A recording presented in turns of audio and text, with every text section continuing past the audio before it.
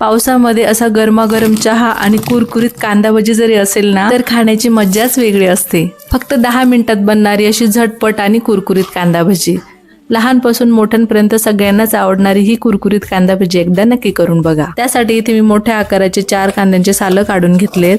कांदा अर्धा कापून त्यातले असे बारीक बारीक स्लाइस कट करून घ्यायचे आहेत। आता कांद्याच्या अशा मोकळ्या पाकळ्या करून घ्यायच्या आहेत। आता यामध्ये चवीनुसार मीठ घालायचं आणि 1 चमचा भरून काश्मीरी लाल तिखट घालायचं। आता याला व्यवस्थित मिक्स करून घ्यायचं आणि 5 मिनिटांसाठी याला असंच बाजूला ठेवायचं।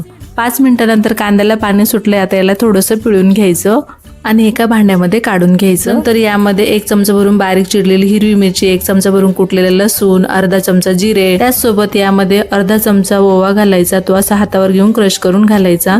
पाव चमचा हळद, अर्धा चमचा धने पावडर आणि 2 चमचे तांदूळाचे पीठ घालून याला व्यवस्थित मिक्स करून घ्यायचं।